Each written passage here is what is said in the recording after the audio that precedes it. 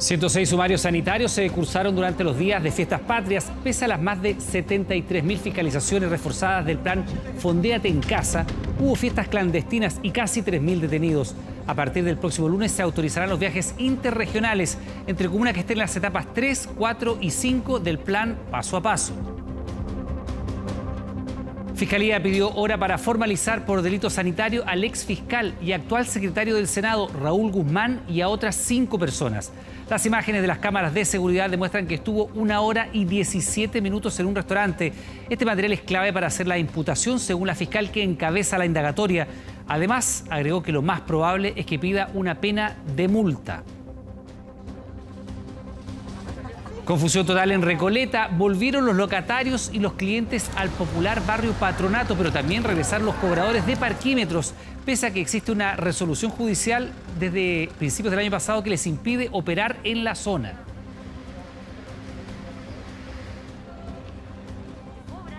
Estados Unidos anunció sanciones contra el Ministerio de Defensa de Irán y el presidente de Venezuela, Nicolás Maduro.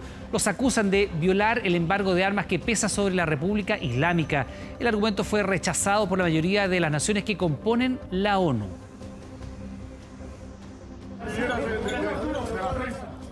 El rey ya es del Inter, pasó los exámenes médicos en Milán, conversó con el técnico Antonio Conte. Arturo Vidal pone fin así a sus 2 temporadas en el Barcelona. Y Colo-Colo sufre fuerte golpe para la Copa Libertadores de este miércoles. Esto y más en 24 Horas Deportes.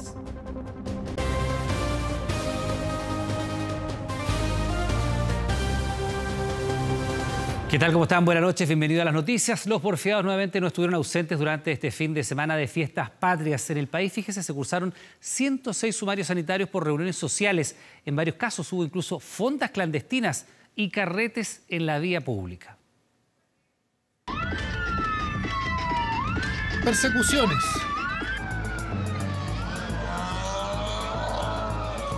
Peleas.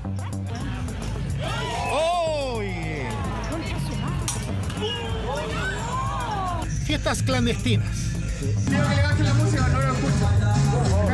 Vengo el tiro. Fondas ilegales con detenidos. Son solo algunas de las acciones que estaban prohibidas para este fin de semana patrio. Uno distinto, inédito para todos con esta pandemia. Escuchen la bulla, el volumen es altísimo. Este departamento... Jueves en la noche en Providencia, el reggaetón a todo volumen mantenía entusiasmados a unos compañeros de trabajo que despedían su antigua oficina. Donde están carreteando ahora es una oficina y pudimos ver desde abajo que tiene luces, se escucha varias personas a un alto volumen de música y ahora vamos a conversar con ellos. Expectantes, los inspectores municipales esperaban a ver quién salía a dar una explicación. Dame un segundo. Digo que le bajen la música, no lo escucho. Vengo el tiro. Hola, buenas noches. Nuestra oficina. ¿Perdón? Estamos despidiendo nuestra oficina, pero en verdad que estamos celebrando que vendimos la oficina y es importante para nosotros. Ahora hay personas que vienen de varias comunas. ¿Qué medida de protección están tomando con respecto al COVID? Mira, creo que necesito ayuda de mi socio. No hubo una respuesta clara. Lo cierto es que ahí adentro no se respetaron las normas sanitarias, al igual que en Lo Prado, la noche del sábado, con toque de queda desde las 21 horas. Aquí hubo detenciones. ¿Qué me agarró así si no soy delincuente? No soy delincuente, yo soy... Él era solo uno más de los 12 detenidos por, según Carabineros, organizar una especie de fonda ilegal. Fue en una casa que no tenía nada que envidiarle a una ramada nocturna. Había luces, música, alcohol a destajo. Medidas de autocuidado, nada. Esto fue a las 2 de la mañana. Cuando recién comenzaban estas fiestas patrias ocurrió esto en el Paseo El Mañío de Vitacura, jueves 17, y este hombre de polera blanca tenía unas copas de más. Tambaleante y descontrolado intentaron detenerlo, no pudieron y terminó agrediendo a una mujer.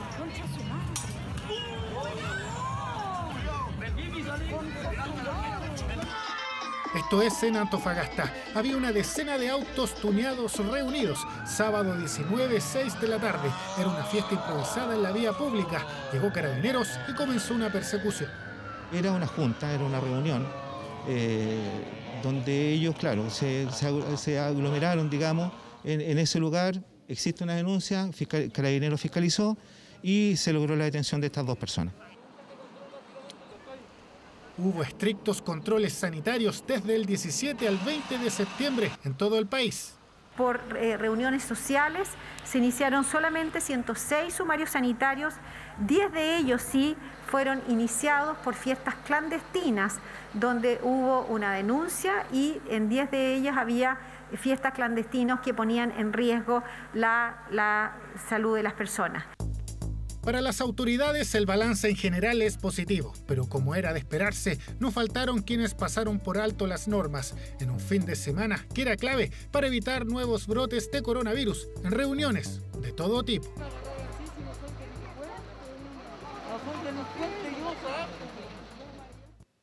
La Seremi de Salud de la región de Ñuble inició un sumario sanitario contra la diputada Loreto Carvajal, quien se habría negado a un control sanitario durante fiestas patrias. Otro contra su pareja, el diputado Gabriel Silver, quien habría ingresado a la misma región sin acreditar residencia. Los conoce desde que empezó la pandemia. Son controles y aduanas sanitarias. Si van a viajar por tierra o por aire, todos los ciudadanos deben respetarlos. Uno de estos, según la denuncia, habría eludido la diputada Loreto Carvajal en fiestas patrias. Ella procedió a identificarse y a señalar que se dirigía con destino a Santiago y que por razones de tiempo no podía someterse al control sanitario. Según informaron, dijo que estaba apurada y siguió su camino. Ocurrió el sábado en el ingreso sur de la región de Ñuble, donde está su distrito, a la que habría ingresado sin mostrar los documentos exigidos. El coronavirus no distingue si es un intendente, un seremi, un diputado, un senador. Es por eso que ante esta situación, cuando alguien dice que está muy apurado, se mete por la fila de los camiones o dice cualquier otro tipo de cosa, es que no entendió que para transitar de una región a otra por una aduana sanitaria se debe tener este pasaporte sanitario. Es absolutamente falso. Yo expuse mi documentación ante el control frente a un carabinero, en donde expuse mi carnet sanitario, mi credencial. La diputada así niega todas las acusaciones. De hecho, todavía tiene el pasaporte sanitario que asegura sacó y presentó para trasladarse a San Carlos, no a Santiago. Un viaje, según su versión, laboral. Y el rol de los parlamentarios no es con horario, sobre todo en situaciones de pandemia y de catástrofe como la que está viviendo el país. A mí se me hace absolutamente necesario y de responsabilidad propia hacer lo que debe hacer incluso un día feriado. Pero ahora será investigada. La Seremi de Salud de la región de Ñuble ya inició un sumario sanitario en su contra. Desde el 16 al 20 de septiembre los viajes interregionales estaban prohibidos, excepto para quienes acreditaran una hora al médico, la muerte de un familiar directo, residencia en el lugar de destino o vínculo laboral. En todos los casos se pediría documentación y el pasaporte sanitario, algo que según la parlamentaria cumplió en todo momento. Su pareja, el diputado Gabriel Silver, también será investigado. Lo controlaron en la región de Ñuble, pero por el acceso norte el viernes. En su caso, el sumario es por no acreditar residencia sanitaria en el lugar de destino, es decir, el domicilio de la diputada. Según dijo a La Tercera, aunque no existe entre ellos una relación de propiedad, viven juntos. Por lo mismo usó la dirección para el pasaporte sanitario y otros salvoconductos en el pasado. Siempre que hay hechos de esta naturaleza es conveniente que la Comisión de Ética revise los hechos y aclare con los afectados si de verdad hubo una ruptura o no del protocolo sanitario. Esto es norma para todos y es mejor por la transparencia hacia el país. La Comisión de Ética ya anunció que iniciará una investigación de oficio por lo ocurrido con ambos parlamentarios. A esto se suma un requerimiento presentado por el diputado Andrés Celis. Diputada Carvajal, diputado Silver. Quien se excusa, se acusa. Quien explica, se complica. Y no cabe duda que por sus declaraciones ustedes han infringido a su manera las normas que se relacionan con el Código Sanitario. Una vez notificados, tendrán 5 días para hacer sus descargos. Luego se evaluarán los antecedentes, que podrían terminar en una multa de hasta 1 millón de pesos para cada uno de los parlamentarios. ¿Quién le gustaría que fuera el próximo presidente de Chile? Bueno, esa fue la pregunta que realizó Plaza Pública CADEM en su tercera encuesta de septiembre y los resultados arrojaron, escuche, un triple empate entre Joaquín Lavín, Evelyn Matei y Daniel Jadwe. Los 3 alcaldes se igualaron con un 7% de las preferencias, pero el primero obtiene ventaja en otra de las consultas. ¿Quién cree usted que será el próximo presidente de Chile? El jefe comunal de Las Condes recibió un 19% de los votos en ese ítem versus los 4 puntos que obtuvo, por ejemplo, Evelyn Matei y los 7 puntos que registra el alcalde comunista de Recoleta. ¿Qué ha dicho cada uno de ellos? Lavín, que solo después del plebiscito va a definir si será o no candidato a la moneda. Matei ya se declaró como postulante al sillón presidencial y aunque Jadwe dijo hace algunas semanas que estaba disponible, desde hace días guarda silencio. Un mutismo que ha generado críticas porque varios miembros oficialistas y de la oposición lo han emplazado para que dé a conocer su postura tras el lapidario informe de Naciones Unidas sobre la situación en Venezuela. Jadwe, a través de una columna publicó esta tarde, la dio a conocer. ¿Qué dijo? Mire. La vigencia de los derechos humanos es de carácter universal y por lo mismo condeno cualquier tipo de violación en el lugar que sea y venga de donde venga. Las palabras son de Daniel Jadwe, un alcalde que fue emplazado a definir una postura desde que se conociera el lapidario informe de la ONU que acusó violaciones a los derechos humanos en Venezuela. Columna de opinión en la que acusó un doble estándar.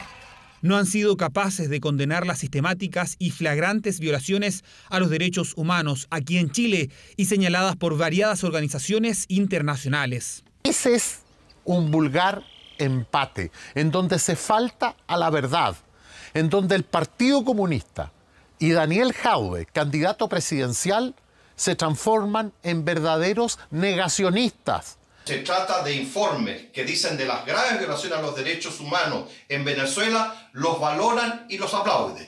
Sin embargo, cuando esos mismos informes se refieren a las graves violaciones a los derechos humanos que ocurren hoy día en nuestro país, les molesta y les incomoda. Jadwe aseguró que sus críticos son capaces de ver la paja en el ojo ajeno sin ser capaces de ver la viga que tienen en el propio. El gobierno, antes que se conociera la columna de opinión publicada por Radio Cooperativa, se había referido al comunicado del Partido Comunista que cuestionó el informe de Naciones Unidas. El mensaje a él y a todas las personas que han puesto en duda esto es decir de qué lado están. De aquellos que violan los derechos humanos de forma sistemática, los justifican, los minimizan, o aquellos que realmente creen en los derechos humanos. Jadwe había guardado silencio. En su partido surgieron 2 posturas: los que criticaron el informe de la ONU y quienes, como Camila Vallejo, cuestionaron las violaciones a los derechos humanos que acusó la organización en Venezuela. Nosotros no damos crédito. Yo no he escuchado de lanzados al mar, como Marta Ugarte, no he escuchado de degollados vivos como Manuel Guerrero, Santiago Natino o José Manuel Parada. Si hubieran, los vamos a condenar, por cierto, pero no he escuchado de eso. Posición del PC y dichos de Daniel Jadwe, posturas que tensionan a la oposición, que debe definir alianzas de cara a los futuros procesos eleccionarios. La declaración del PC respaldando al régimen de Maduro no ayuda para nada al entendimiento opositor. A mí me parece que hoy día pensar en eso para la elección presidencial con declaraciones como esta me parece muy lejano. No tiene ningún sentido tener discusiones sobre el informe a partir de la política nacional y más aún reducirlo a una discusión acerca de determinadas personas o de competencias presidenciales. Tensión en el bloque tras los dichos de la figura mejor posicionada de la oposición en una eventual carrera presidencial. El alcalde de Recoleta nuevamente en la mira de sus adversarios políticos y miembros de su propio sector. Y a propósito de Venezuela, la siguiente es una historia increíble. Una veintena de venezolanos estuvo 3 días sin agua ni comida en el desierto de Arica tras cruzar la frontera de forma ilegal. Una travesía que pudo terminar en tragedia de no ser por la fortuita presencia de un grupo de motociclistas, quienes auxiliaron a este grupo donde también había niños. Lo de nosotros fue una caminata que se tornó una pesadilla. El imponente desierto chileno fue escenario de una historia casi milagrosa, un relato de sobrevivencia. Un grupo de amigos motoqueros que integran el Team Tuareg de Arica hicieron ruta el domingo pasado en un lugar que no habían planificado, la frontera X, como le dicen ellos, al límite entre Chile y Perú. Un circuito que tenemos como de 3-4 horas. Y por esas casualidades lo encontramos. Señor, por favor, ayude. Él es un comando de la policía. Ahí, en los calurosos páramos del desierto, a varios kilómetros del paso Chacayuta, un grupo de venezolanos se encontraba perdido intentando llegar desde Tacna a Arica por senderos ilegales. Con 3 días sin rumbo y apenas una lata de atún para sobrevivir, solo tenían una petición. Agua, por favor, agua. El impacto inicial siguió la reacción. Además de auxiliar a ese grupo, los motoqueros lograron localizar a un segundo grupo y luego a un tercero, algo que se consiguió por el azar. Fue por un error de un amigo que cayó en una quebrada, que cayó justo donde ellos estaban. Y ahí también socorrimos y lo sacamos. Mi nieto se quedó arriba dormido en la moto. Imagínense, 3 días durmiendo en el desierto. Pucha, qué lástima. Pleno desierto. Sin agua, sin nada. En una quebrada de 1000 metros de altura, sobreviviendo al calor extremo de día y el frío de noche, un puñado de venezolanos, incluidos niños, se preparaba para un destino trágico. Solo el azar o un milagro quiso que la historia fuera distinta para 24 venezolanos. Era algo que no imaginamos. La noche se nos hizo eterna. Era helada. Entre nosotros nos hacíamos calor, pero era insoportable.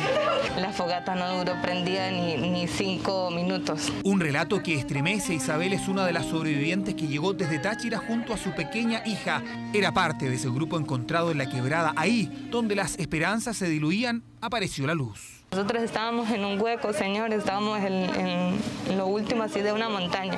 Tanto aclamarle a Dios, Él nos escuchó y nos llegaron esos motorizados, porque ya estábamos resignados, ya estábamos entregados al desierto. Una historia que cuenta desde la residencia donde realiza cuarentena. Sin lesiones y solo algunos casos de deshidratación, el grupo de venezolanos se volcó en agradecimientos a los motoqueros, a quienes tratan de héroes y ángeles.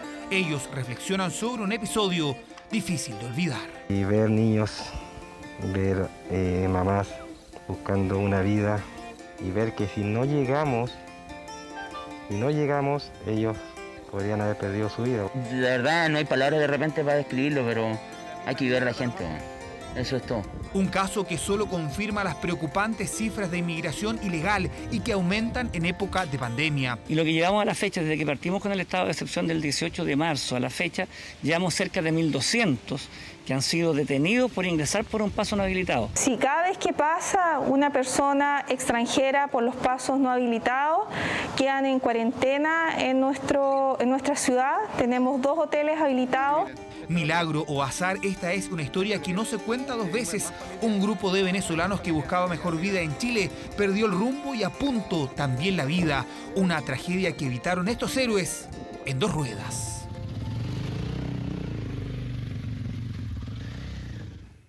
Bueno, y esta es una historia completamente distinta, pero que también involucra a motociclistas. Un joven motorista de 24 años sufrió el corte de su nariz con hilo curado cuando el 18 de septiembre iba rumbo a su casa por la autopista. Dice que de no ser por su casco y el protector de cuello, otra hubiera sido la historia. Mire. El hilo va, me levanta esto, me empieza a cortar. 10 puntos de sutura tiene Felipe en su nariz.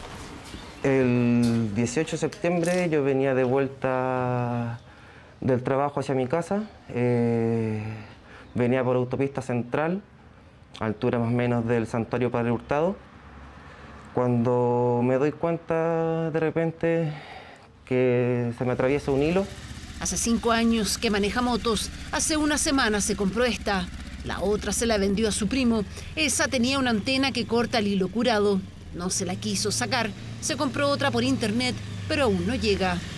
Esa espera le jugó una mala pasada. Ni siquiera me imaginé que era un hilo, o sea, yo pensé que fue algo nomás que me pegó nomás. Y ya cuando me paré, me empecé a sacar y veo la punta al final, como 20 metros más allá, un volantín todo deshecho, que ya estoy curado. Hilo prohibido que es capaz de cortar frutas, plásticos y metal, y peor aún, puede causar la muerte de las personas. Y acabo de cruzarme con este hilo curado. Iba en bicicleta por aquí bajando, me encuentro con lo siguiente a la altura de mi cuello, con esto. Pero nunca te esperas la irresponsabilidad de la gente, porque es una inconsciencia y una responsabilidad de la gente, tanto como del que vende el hilo curado, como de quien lo compra. Inconsciencia que el 2019 dejó 56 personas heridas. Este año con Felipe van 24. Es un delito en Chile producir hilo curado y utilizar hilo curado. Según la ley, quien fabrica y venda arriesga una pena de cárcel que llega a los 540 días y una multa de hasta 25 millones de pesos. Para el que compra o lo utiliza, solo una multa de hasta 2 millones de pesos. El hilo queda colgado de un árbol, de una reja, de un poste, y las personas que circulan por ahí entonces resultan ser víctimas totalmente inocentes de la irresponsabilidad de utilizar hilo curado. En redes sociales son decenas las personas que denuncian y critican el uso de hilo curado. Entre ellas Gabriela, que muestra cómo quedaron los neumáticos del vehículo de su mamá cuando circulaba por la carretera. Asegura que estuvo a punto de perder el control. Felipe cuenta que en su caso, como se dice en buen chileno, la sacó barata. Su nariz y su casco reflejan lo peligroso del hilo curado. Después me di cuenta que cortó aquí abajo, lo que es también el protector de cuello, acá. O sea, estuvo casi de agarrarme el cuello. Felipe y su familia analizan la responsabilidad de la autopista, concesionaria que a través de un comunicado manifestó que lamenta la situación y que el hecho ocurrió en una calle de servicio, lo que la víctima niega. Por ahora, Felipe se recupera y espera el próximo control médico para saber si debe someterse a una cirugía. Yo agradezco que fue solo mi nariz y agradezco que fui yo, porque ¿qué pasa si hubiese sido un niño en bicicleta? Entonces, debe traer la historia que estaría contando. Desde el próximo lunes se podrá viajar entre regiones siempre y cuando las ciudades estén en fase 3, 4 o 5. En la capital, 3 nuevas comunas dejaron las cuarentenas y avanzaron a la fase de transición, en medio de aglomeraciones, eso sí. En el papel, Independencia, El Bosque y Pudahuel dejaron la cuarentena. En la práctica, casi 600.000 personas que recuperaron su libertad de movimiento de lunes a viernes. Muy buena noticia, respecto a harto.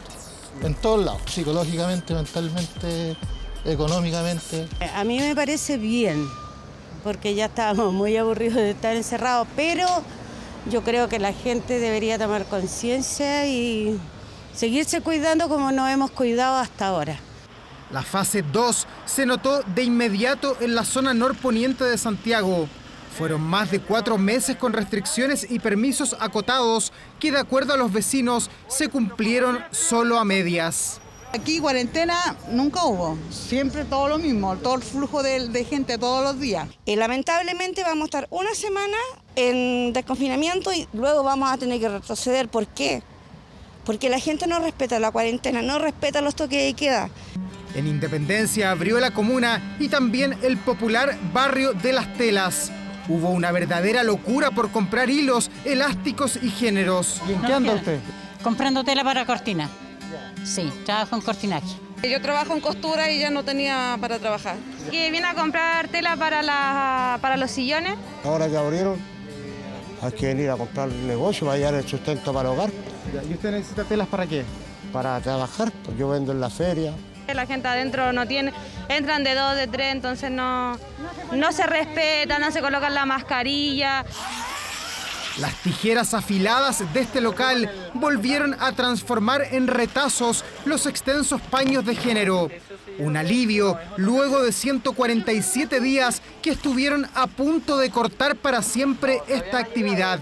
Cubriéndonos con el 10% que igual uno pudo sacar y el del COVID. El crédito COVID pudimos aguantar hasta que se pudo hacer la reapertura. Hay que tratar de volver a repuntar a lo que éramos antes. Hemos tenido todo el día a los equipos de seguridad pública en terreno garantizando un ordenamiento de las aglomeraciones que puedan producirse. De a poco Santiago regresa a la normalidad, pero continúa la preocupación. Hay 3.601 casos activos y nadie descarta que a futuro se puedan enfrentar rebrotes. El comportamiento que está teniendo el COVID en regiones como Punta Arenas debería hacernos pensar que eso mismo podría sucedernos en Santiago. Por lo tanto, debemos insistir en las medidas de prevención para evitar que nos podamos contagiar. Tenemos que cuidarnos, nosotros seguiremos tomando todas las medidas que sean necesarias de resguardo y saber dónde están los contagiados para poder trazar, testear y aislar, que eso es lo más importante, es a través de la trazabilidad. Cada vez son menos las comunas que siguen en cuarentena, pero aún son 54 las que mantienen un confinamiento total. Las que están un poco mejor, en fase 3, 4 o 5, tendrán flexibilidad de movimiento, incluso para realizar viajes interregionales a contar del 28 de septiembre.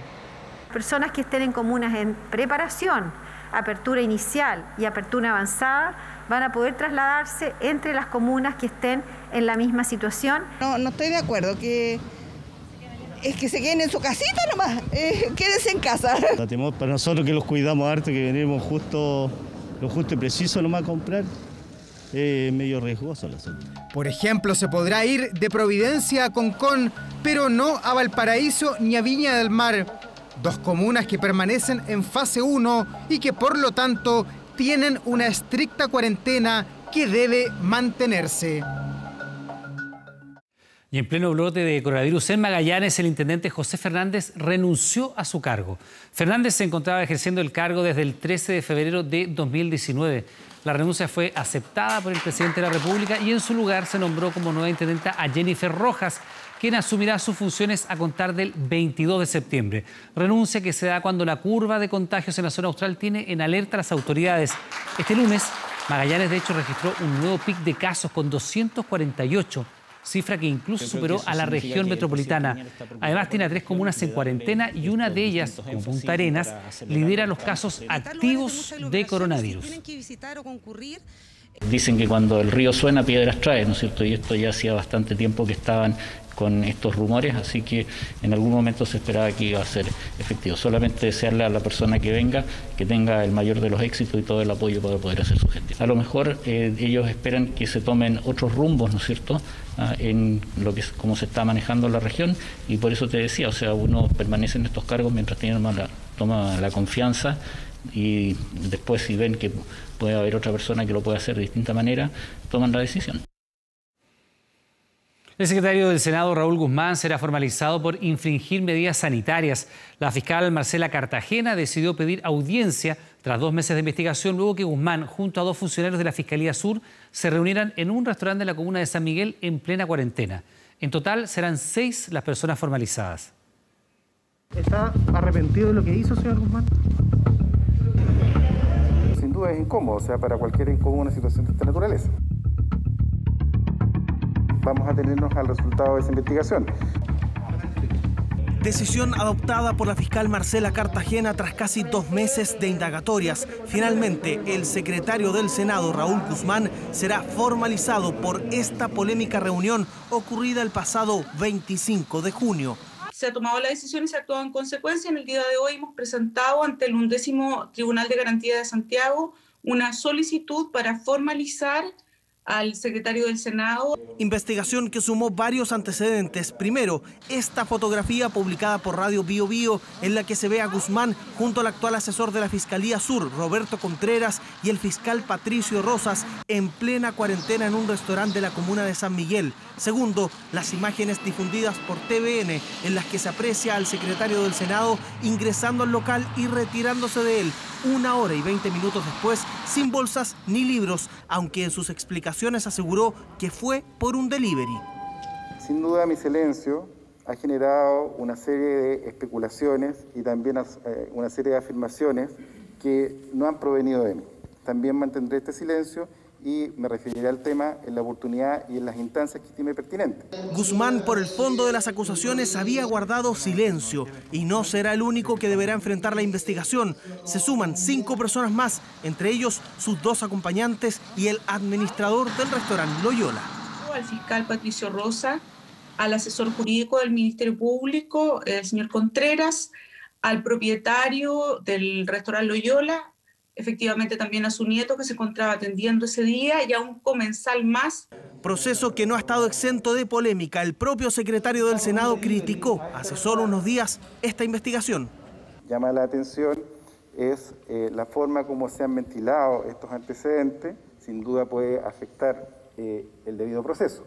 Mi abogado me ha señalado que la semana pasada efectuó una presentación ante la Fiscalía Nacional haciendo presente esta situación. El equipo de la Fiscalía que yo encabezo no ha filtrado ninguna información.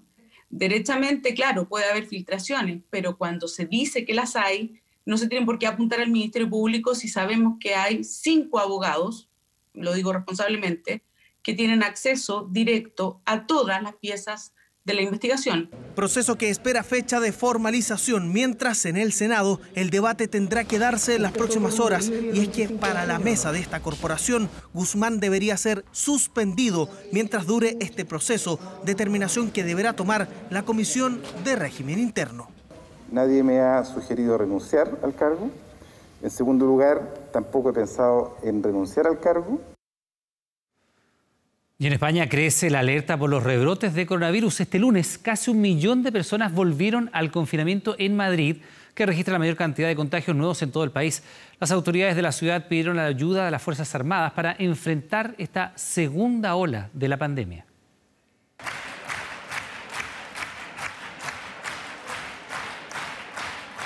Este fue el ambiente que irrumpió la ópera de este domingo en la noche en el famoso Teatro Royal de Madrid. Decenas de personas protestaron por la falta de distanciamiento social entre los asientos, provocando finalmente la cancelación de la presentación.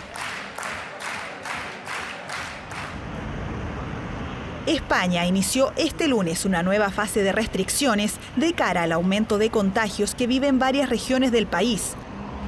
Madrid es la ciudad epicentro de esta denominada segunda ola de la pandemia, concentrando 1/3 de los casos diarios. Por esa razón, el gobierno regional decidió restringir la movilidad de casi 1 millón de personas en la capital. Necesitamos, y la ayuda de las Fuerzas Armadas en materia, por ejemplo, de desinfección y en materia sanitaria es muy útil, pero sobre todo lo que nos hace falta es que los agentes nos ayuden y que podamos hacer que estas medidas que estamos aplicando ahora en estas zonas sean justas. La restricción comenzó a regir a primera hora de esta mañana en varios distritos al sur de la ciudad. Esto provocó molestia en algunos residentes que acusan segregación social. Bueno, que es una medida que es acertada, lo que pasa es que yo pienso que se tenía que haber adoptado pues, más amplio, más a la comunidad entera. Es una locura, la verdad. O sea, yo creo que no tendrían que hacernos restricciones solo por ciertas zonas y que deberían de ponerse un poquito más en serio con todo. ¿Sabes? Horrorosas y fatales, porque no sé por qué no discriminan y primeramente deberían regularizar el metro. Vamos como sardina. Además del nuevo confinamiento, el gobierno regional decidió limitar las reuniones hasta un máximo de 6 personas en espacios cerrados, reducir el aforo al 50% en locales y el cierre de parques y jardines. Ante el rechazo que generaron las nuevas medidas, el presidente Pedro Sánchez, también fuertemente criticado por su gestión en la pandemia, hizo un llamado a los españoles a combatir juntos la segunda ola. Y lo que hacemos precisamente hoy con esta reunión, tanto la presidenta como yo mismo, es trasladar a la ciudadanía que vamos a unirnos, que estamos unidos, que vamos a doblegar la curva, que nuestro objetivo es claro, es firme, es salvar vidas, es defender la salud pública. La realidad en España no es la excepción, sino que la norma en Europa. Francia, Portugal, Reino Unido son solo algunos de los países que también han retrocedido y retomado medidas más estrictas para combatir los rebrotes de coronavirus. Queremos monitorear lo que está pasando con el COVID-19 y es por eso que estamos como todas las semanas con el doctor Sebastián Ugarte, jefe de paciente crítico de la Clínica Indisa. ¿Cómo está, doctor? Muy bien, Iván, un agrado estar acá. Oiga, felicitaciones a otro premio más que suma el fin de semana. Absolutamente inmerecido, pero en representación de miles de chilenos y chilenas. Doctor, hay informaciones que son preocupantes que tienen que ver nuevamente con AstraZeneca o Oxford, esta vacuna, que es una de las que va más adelante de alguna manera y que tiene mayor prestigio, pero que ya había sufrido un traspié con un paciente que evidentemente había sufrido una complicación. Hay nuevos casos. ¿Qué pasa con este proyecto? Sí, la verdad es que ya han habido 3 casos con 3 complicaciones asociadas a la vacuna que pueden ser consideradas mayores, 2 de ellas con sintomatología parecida. Por lo tanto, hay que estar atento y la lección que se saca es que no hay que apresurarse en el desarrollo de la vacuna y tenemos que tomarnos el tiempo que sea necesario. ¿Eso le da un poco de razón, doctor Ugarte, a lo que dice la OMS cuando plantea que no antes del 2022 probablemente tengamos vacuna? Porque hemos visto con usted mismo, los procesos más rápidos que se han hecho para tener una vacuna han durado 4 años en promedio. lo más rápido, lo más que se ha podido acelerar, y evidentemente hoy día todo el mundo está tratando de apurar el tranco y a lo mejor se producen este tipo de inconvenientes que hacen pensar que va a haber que tomar más tiempo. Cuando uno mezcla la presión política con las decisiones científicas, no siempre los resultados son los que uno espera. Esto de pretender sacar la vacuna Sputnik 5 antes de cumplir la fase 3, la vacuna rusa, o cuando el presidente de una gran potencia dice hay que desarrollar vacuna a velocidad warp, estamos forzando a la ciencia a dar pasos que podrían resultar inseguros para la población. Es mejor hacer las cosas en el tiempo que sea necesario. Ahora, doctor, ¿sigue siendo este proyecto AstraZeneca-Oxford uno de los más seguros, uno de los más confiables? Porque a lo mejor se ha documentado más que otros y es por eso que sabemos cuando tiene un caso de alerta, un segundo caso de alerta y un tercer caso. A lo mejor los otros proyectos no se han publicitado tanto o no son tan transparentes. Porque este es el mismo proyecto que además se va a implementar, uno de los que se va a implementar en nuestro país. La verdad es que yo tiendo a pensar que esa lectura tiene bastante razón, Iván. Yo creo que en el caso del grupo de Oxford y de este laboratorio están documentando los casos y si hay una reacción adversa que puede o no tener relación con la vacuna, se están informando. Esperamos que así se proceda con todas las vacunas, ojalá, porque 2 o 3 casos, si se ocultan bajo la alfombra, después al vacunar 1.000 millones de personas, podría ser una escala planetaria mucho más seria. Ahora, doctor Ugarte, desde el punto de vista del avance de una vacuna, desde el punto de vista científico, estos casos, que son 3 ya documentados con reacciones adversas, ralentizan el proyecto, ya tienen que poner un poco marcha atrás, se tiene que evaluar en qué se está fallando, se tiene que volver a un nuevo testeo. ¿Qué pasa cuando se detectan estos casos? Porque para eso son las fases clínicas de prueba. La verdad es que enlentece el proceso en términos de que obliga a evaluaciones por el comité de expertos, se tienen que abrir los secretos, saber si ha recibido la vacuna efectiva o la vacuna placebo y hacer toda la evaluación del caso. Esto sin duda implica tiempo, pero también demuestra la seriedad con que se está trabajando del modo de asegurar a la población de que si llegan a tener una vacuna, cuando esté lista, va a cumplir con los más exigentes criterios de calidad. Ahora, ¿qué pasa con esta vacuna en nuestro país? Porque esta es una, le decía yo, de las que se va a aplicar en Chile, parten ahora en los próximos días. ¿Esto también ralentiza el proceso acá en Chile? A lo mejor mucha gente que se ha inscrito de voluntario dice, no me va a pasar lo mismo a mí, no voy a tener alguna reacción adversa. No, la verdad es que si fuera el caso, en mi caso yo me inscribiría de voluntario, creo que esto es muy bueno. Uno se puede beneficiar de la protección de una vacuna si fuera el caso. Pero puede tener reacciones adversas, pues, doctor. Pero esas reacciones son bajas y en estos momentos se está avanzando en una solución a escala planetaria. Además que no hay solo una vacuna que se va a testear en Chile, sino más de una. Algunas de ellas con formas de virus modificados genéticamente que difieren del que se está usando en Oxford, en que ya habían sido usadas en vacunas anteriores, por lo que presumiblemente, pero eso hay que asegurarse, podrían ser más seguras, pero hay que demostrarlo. Bueno, le preguntamos precisamente al ministro de Ciencia, al ministro Cub, para saber qué pasa con este proceso de vacunación de pruebas en nuestro país. Estas son sus respuestas. Hay que recordar que estos desarrollos tienen que cumplir con fases de validación muy estrictas y que solamente 1 de cada 5 logra llegar al final de este proceso de validación. Si entre medio algunos de los voluntarios sufrieran efectos adversos, comités independientes evalúan si ese desarrollo puede o no continuar con el ensayo clínico. En Chile, el Instituto de Salud Pública es un instituto reconocido internacionalmente y que con su marco regulatorio nos asegura que esos ensayos clínicos van a poder realizarse en Chile con la seguridad para cada uno de los voluntarios. Esa es una de las preocupaciones evidentes que pasa con este proceso de vacunación que se está desarrollando con estos laboratorios, AstraZeneca y la Universidad de Oxford. Y, por supuesto, hay otras preocupaciones. Lo veíamos recién, doctor Ugarte, lo que está pasando con España. Hoy día 1 millón de madrileños entran nuevamente en fase de cuarentena. Hay un rebrote que es preocupante. Incluso ha habido protestas en España. También están preocupados en Inglaterra. ¿Qué está pasando con Europa? ¿Hay una segunda ola ya desarrollándose, ya golpeando a los países europeos? La verdad es que la respuesta breve es sí.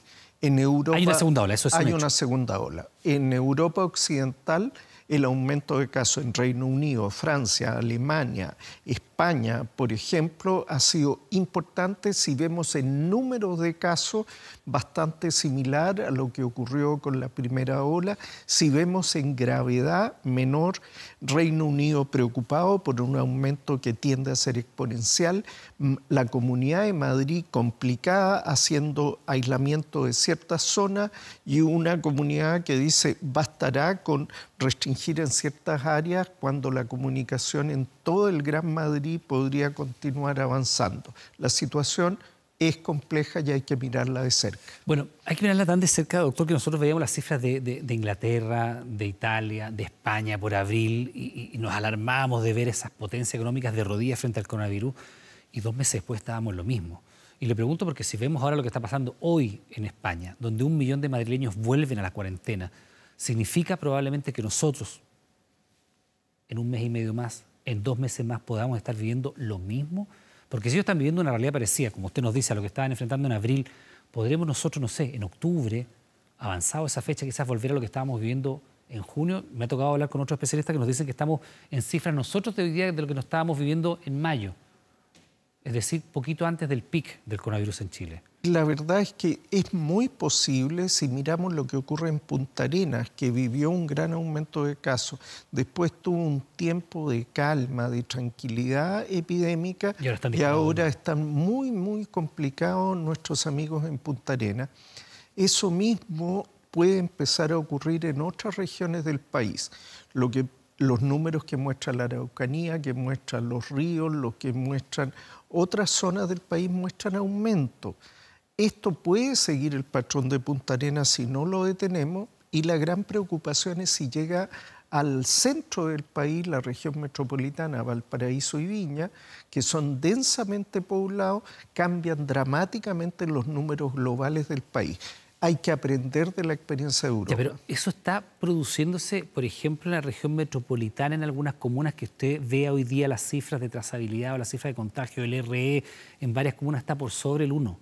Eso quiere decir que se está aumentando el número de contagios día a día. Se lo pregunto porque si nosotros estamos viendo hoy día lo que está viendo Europa, parecido a lo que veían en abril, ¿no nos vaya a pasar a nosotros lo mismo? Por eso es importante sacar lecciones. Experiencia como lo que ocurre en Madrid, donde el ocio nocturno, la apertura de bares, se asoció a aumento de los contagios. Tenemos que sacar lecciones de lo que ha ocurrido en Reino Unido, lecciones de lo que ha pasado en Alemania. Italia parece estar un poco menos golpeado en esta ocasión. Tenemos que sacar las mejores experiencias y algunas de las herramientas preventivas que ciertos países no han usado, aprender a usarlas nosotros. Bueno, algo positivo, el uso de las mascarillas que ha sido tan resistido por mucha población, mucha parte de la población, incluso muchos líderes se han estado definitivamente no las usan y son objeto de crítica. Hay estudios que señalan que el utilizar las mascarillas ayuda de alguna manera a la inmunidad, produciría menos carga viral, más pacientes asintomáticos y otra derivada que me parece que también es interesante, que al haber usado tanto tiempo las mascarillas hemos impedido que algunos males, por ejemplo, algunas alergias, sean tan crudas como en épocas anteriores, en primeras anteriores, o incluso menos contagios, por ejemplo, de la gripe común. Efectivamente, todo lo anterior parece ser así. La verdad es que se han hecho experimentos con hámster con mascarilla y se le ha puesto el virus y los hámster con mascarilla hacen una enfermedad más leve o sin síntomas. Se ha visto, por ejemplo, en cruceros que han usado mascarilla, el 85% de los casos asintomáticos. Se ha visto en plantas procesadoras de alimentos de Estados Unidos donde el personal ha usado mascarilla, no me vas a creer, el 95% asintomático de los casos. No es solo porque al usarla se impide el contacto del virus, sino que se desarrolla una menor carga viral. Efectivamente, pensábamos antes que al usar la mascarilla yo te protegía a ti de contraer la enfermedad y tú me protegías a mí si tú lo usabas. Lo que hemos aprendido es que si nos contagiamos, la cantidad de partículas virales que recibimos es pequeñita y actúa como una vacuna. que nos va dando tiempo de desarrollar defensa y hacemos una forma asintomática o con muy pocos síntomas. Entonces, curiosamente, mientras todo el mundo se golpea contra un muro tratando de desarrollar la vacuna, quizás la vacuna usted la tiene en su bolsillo, es usar la mascarilla. Y es mucho más fácil. Doctor Ugarte, muchas gracias como siempre. Nos vemos la próxima semana. Gracias, encantado. Que esté muy bien. Vamos con otras informaciones, una muy buena noticia, sobre todo para miles de mujeres. Usted recuerda desde la entrada en vigencia de la circular que elimina las diferencias por sexo a la hora de contratar un plan de las ISAPRES. Fíjese, los precios para ella de los planes han caído en promedio 45.000 pesos. Disminución importante que está siempre disponible cuando se modifique el contrato o se cambie de plan. Por eso no todas han accedido a esta alternativa. Tienen que hacerlo.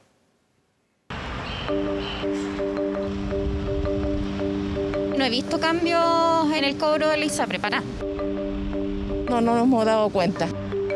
No sé, no me he dado cuenta. Tú sabes que uno no está todo el tiempo, así que no sabría decirte. No lo han notado porque ninguna de ellas se ha cambiado de plan o de ISAPRE. Hoy las mujeres pueden acceder a precios más bajos o coberturas más amplias porque una circular de la Superintendencia de Salud así lo determinó en abril. Hay una opción concreta para las mujeres de cambiarse y poder pagar menos.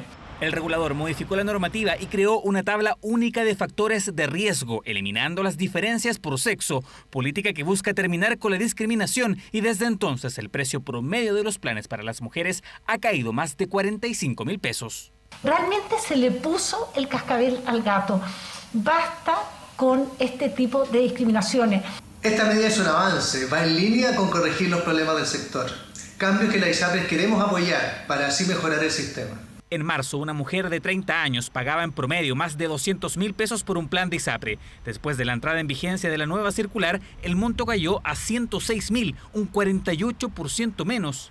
Y en el caso de una mujer de 30 años con un hijo de 2, si en marzo debía desembolsar más de 260.000 pesos en promedio, con la nueva tabla paga menos de 176.000. Yo creo que la mayoría de las mujeres hoy día no tenemos información de eso. Es súper importante. Lo había escuchado, pero no he visto qué es lo que tengo que hacer para cambiarme, si me conviene. Sí, claro, sí, pero no he hecho el estudio ahora. Falta que manden correos, que manden más información. Opción de pagar menos que no todas conocen, por eso la Superintendencia de Salud ya está investigando el rol de las ISAPRES en traspasar la información. No descartamos que alguna ISAPRE tenga alguna forma, alguna práctica que pueda buscar tener como objetivo quizás obviar el cumplimiento de la norma a través de otra forma. La ISAPRE que no esté cumpliendo con el fin de esta circular obviamente va a ser multada como corresponde. La Asociación de ISAPRES asegura que nunca antes tantas mujeres se habían incorporado al sistema y que los cambios sí se están realizando. La suscripción registrada ahora estos primeros meses corresponde a un 60% a mujeres. Además, al interior de la ISAPRE se ve que las mujeres se están cambiando a planes con mejores coberturas. Por eso el llamado es a que las mujeres consulten por esta alternativa y no la dejen pasar. Quiero hacer un llamado a todas las mujeres de nuestro país. Revisen sus planes de ISAPRE, llamen, consulten. La opción para que las mujeres paguen menos o consigan mejores coberturas está disponible. Una herramienta que busca terminar con años de discriminación en el sistema privado de salud. Una disputa de nunca acabar. Barrio Patronato volvió a operar y los parquímetros también. Desde el municipio de Recoleta aseguran que están actuando fuera del marco legal al no contar con patente y tampoco con contrato. Sin embargo, los locatarios aseguran que no hay claridad y que se debe realizar una mayor fiscalización. Se supone que no están cobrando. Sí, claro que sí, siempre cobran. Siempre nos ha perjudicado el hecho, digamos, que nuestro público no pueda estacionarse en forma clara. Ha pasado una semana desde que Barrio Patronato volvió a operar, pero no fueron los únicos, los parquímetros también lo hicieron. Cobros que siguen generando polémica y confusión. Por un lado, la Municipalidad de Recoleta asegura que no deben funcionar y por otro, la empresa continúa operativa e incluso amenaza con posibles multas a quien no pague. Que me dice que me van a mandar una multa y prefiero pagar para que no me den multa. Es una estafa. Sí, porque uno piensa que son de la municipalidad y que el dinero va a la municipalidad. Generalmente te dicen que después llega a la casa un parte. Entonces uno por ese motivo dice, ya, bueno, pagamos. Dicen que si no le dan a uno ticket, multa. Por eso, Por eso hay que pagar. Confusión de los clientes, que se replican los locatarios. Señalan que no existe claridad ni menos fiscalización por el funcionamiento de esta empresa, un hecho que aseguran los perjudica en las ventas. Necesitamos afluencia de público, entonces no conviene. La gente ya no quiere venir porque te cobran casi 500 pesos por media hora, 30 minutos. Nos perjudica demasiado y necesitamos que la gente venga y se pueda estacionar libremente y no estén cobrando, porque si no, menos va a venir la gente acá. Una disputa entre el municipio y la empresa que no es nueva. Continúa la disputa entre la Municipalidad de Recoleta y los parquímetros. Recoleta a comienzos de año decretó el término unilateral de la concesión de los parquímetros. Después de 3 meses de gratuidad para estacionar, los parquímetros volvieron a la comuna.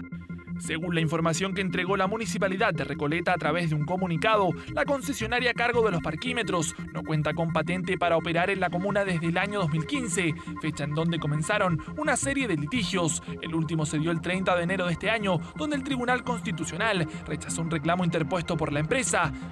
De todas maneras, representantes del barrio piden nuevamente aclarar la situación con la empresa y, de ser necesario, aumentar las fiscalizaciones.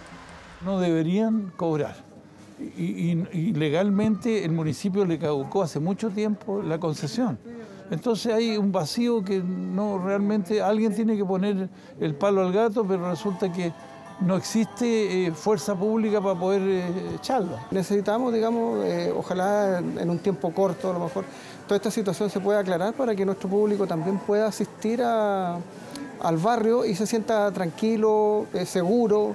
Para conocer la versión de la empresa y saber por qué siguen en Recoleta, fuimos hasta sus oficinas. Sin embargo, no nos dieron declaraciones.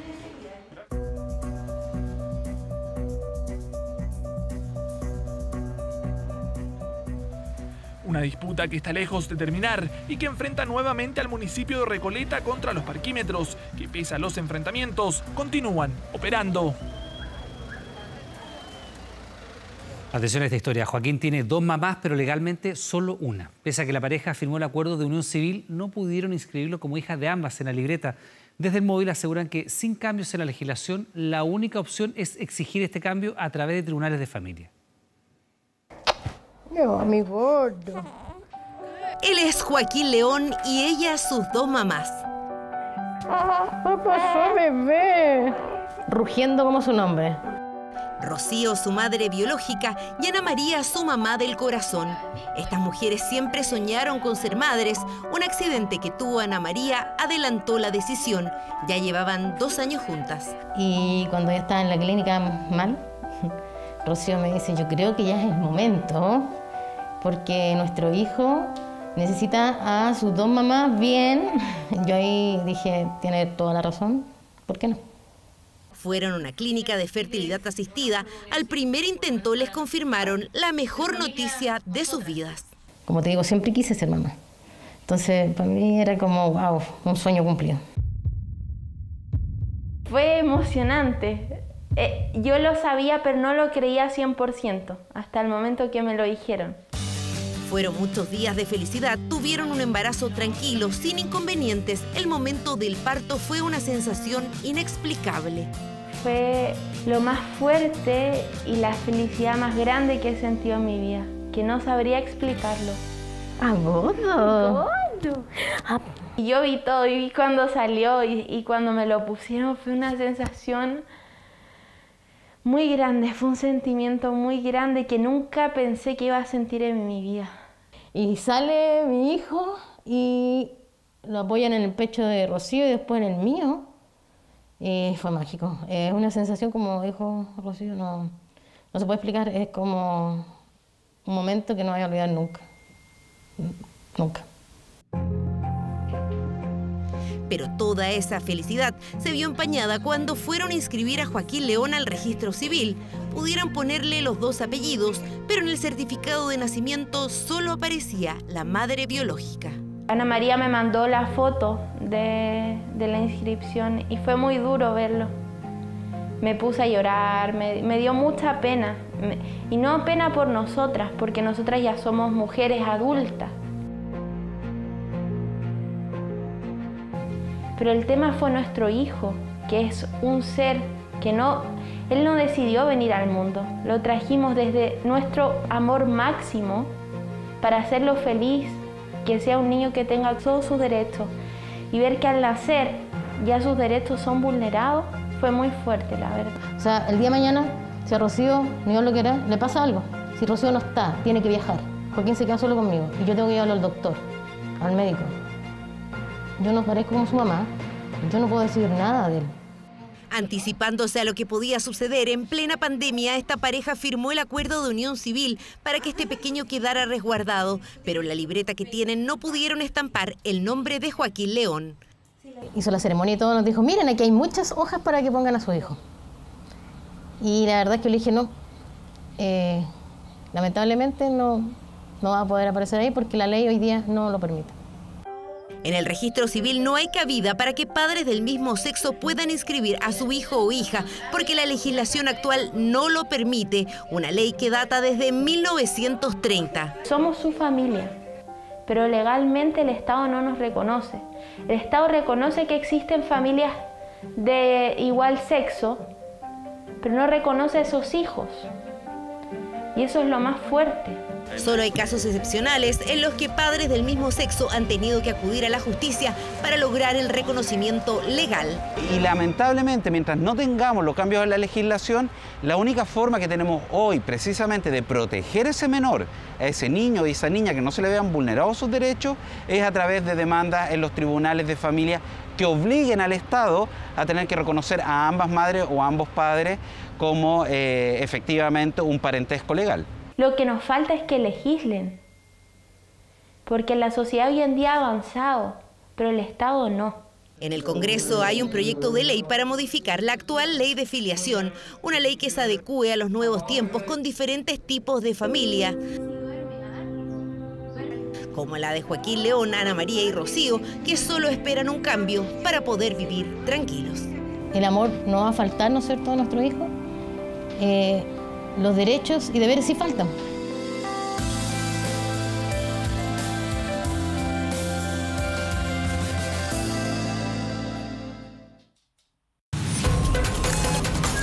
Frontera Global.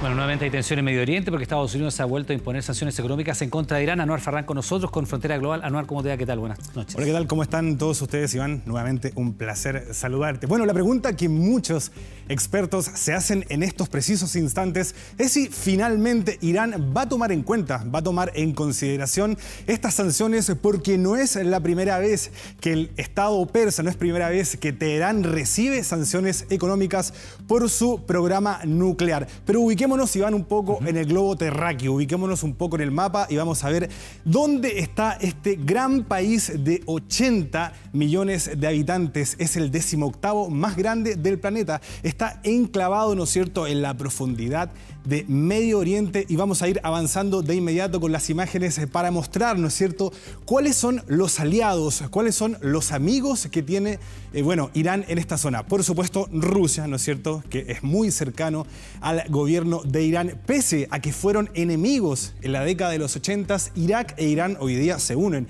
contra Estados Unidos. Tenemos, por supuesto, el Líbano, que tú muy bien conoces, Iván. Siria e Irak, como yo te decía, son los aliados, los amigos que tiene Irán en esta zona, pero también tiene, por supuesto, enemigos que son básicamente, ¿no es cierto?, los aliados de Estados Unidos.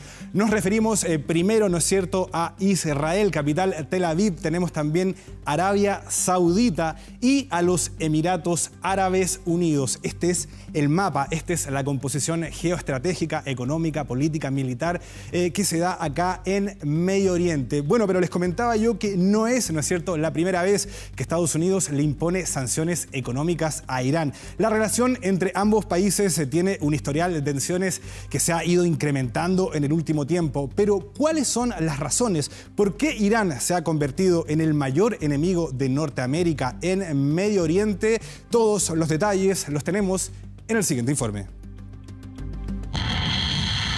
Las relaciones entre el gobierno persa y el norteamericano no siempre fueron tan complejas como lucen ahora. Antes de la Revolución Islámica de 1979, el gobierno de Teherán estrechaba lazos políticos y económicos con Washington. Sin embargo, ese año todo cambió.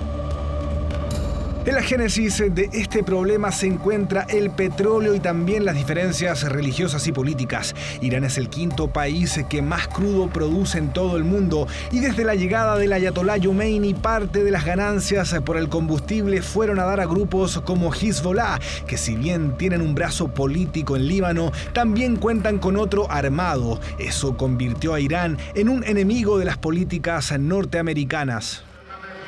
La relación entre Estados Unidos e Irán es una relación tensa desde hace décadas, ¿cierto? No hay que olvidarse que básicamente en 1979 ya con la revolución en Irán, ¿cierto? Empiezan las tensiones, las divisiones, digamos, más ideológicas.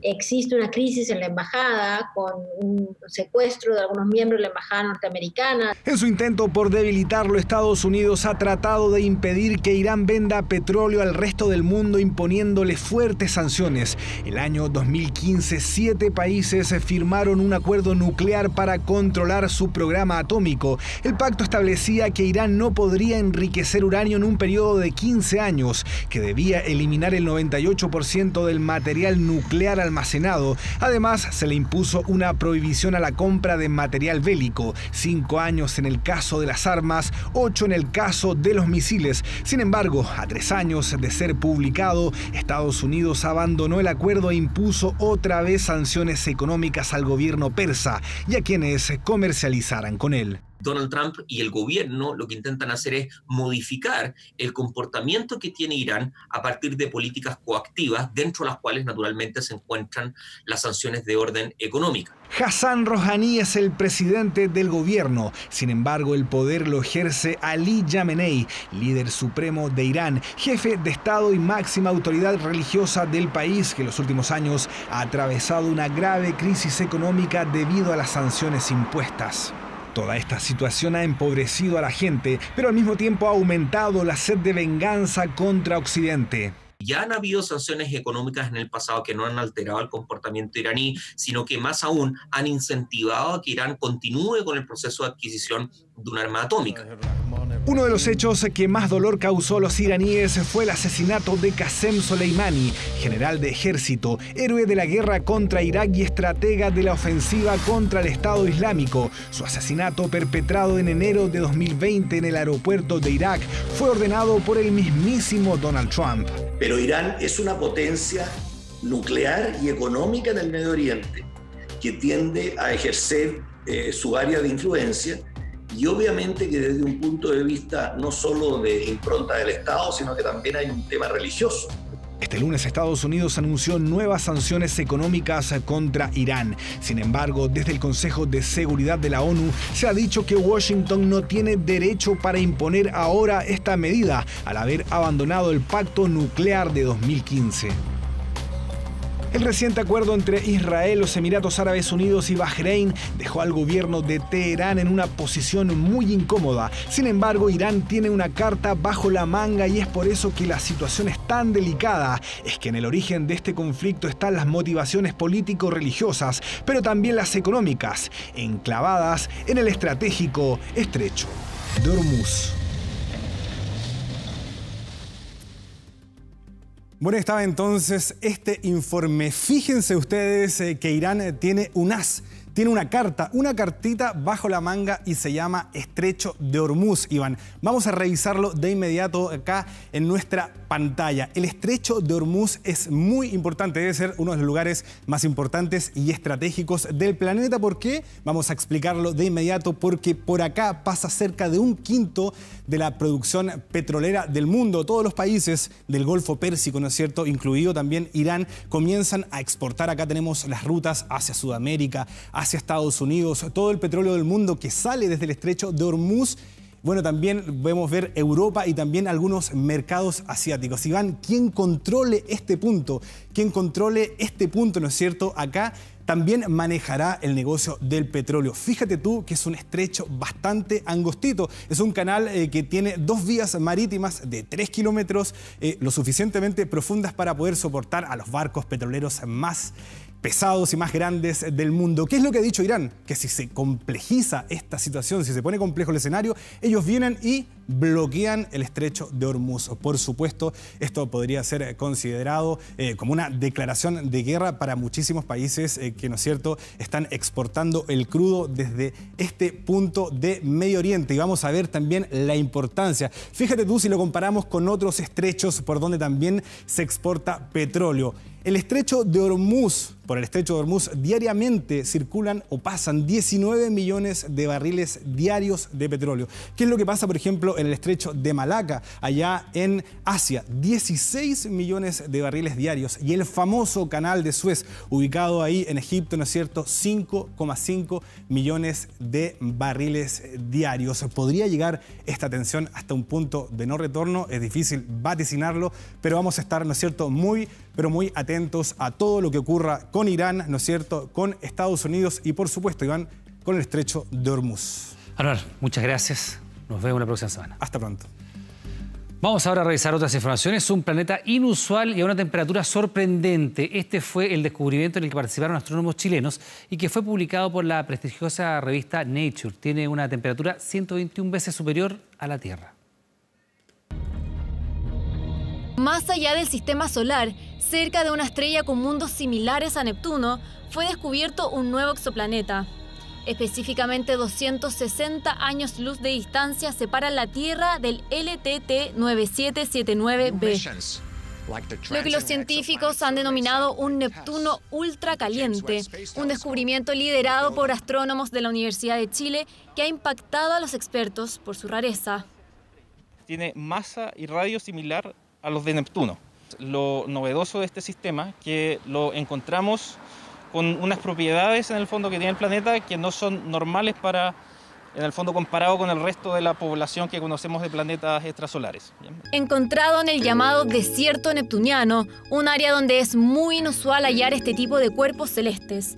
La cercanía que existe con su estrella principal es una de sus características más llamativas, una situación que normalmente haría desaparecer la atmósfera de los planetas con masas y tamaños como los de Neptuno.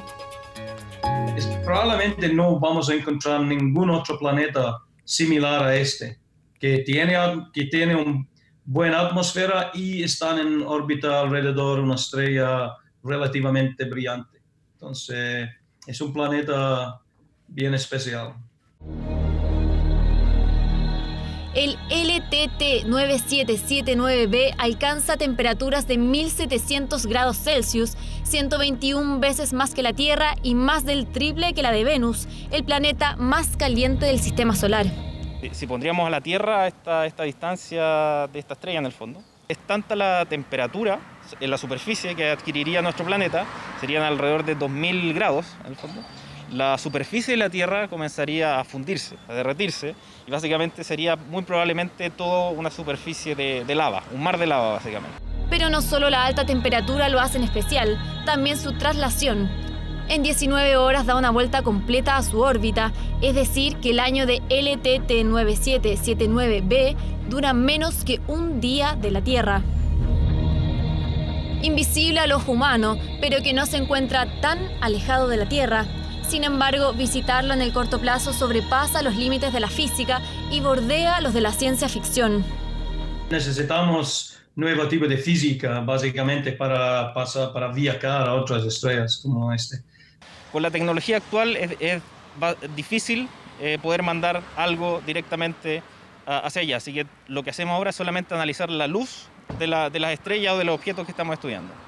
Un planeta improbable que no se ha desintegrado a pesar de la hostilidad en la que se encuentra, pero que brindará una oportunidad única para estudiar las atmósferas de los planetas calientes tipo Neptuno.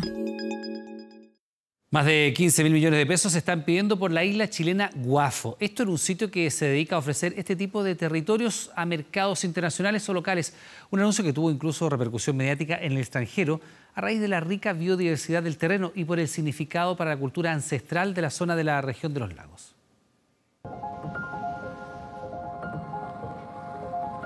Hay un lugar al sur de Chile, en la Patagonia, donde solo viven algunos pescadores artesanales y personal de la Armada chilena. La isla Guafo es un territorio casi despoblado y sagrado para el pueblo mapuche.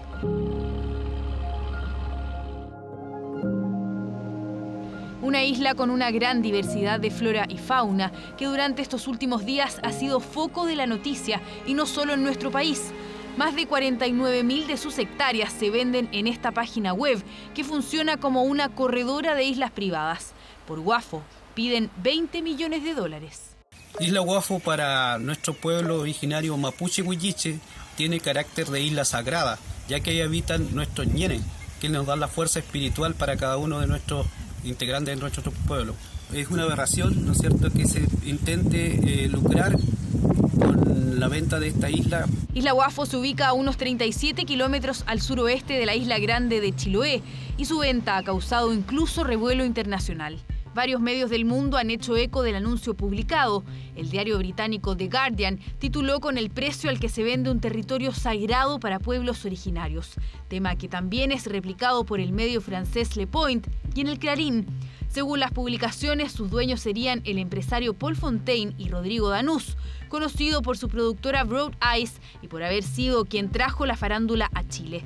Pero ¿por qué esta isla chilena estaría a la venta? En 1910, don Alamiro Guzmán inscribe la isla en el registro conservador de bienes raíces de Ancud por una compraventa que había hecho con don Ángelo Maturana, y por tanto esta isla es de propiedad privada desde hace más de un siglo. Con eso ya basta para que esté publicada en este sitio web.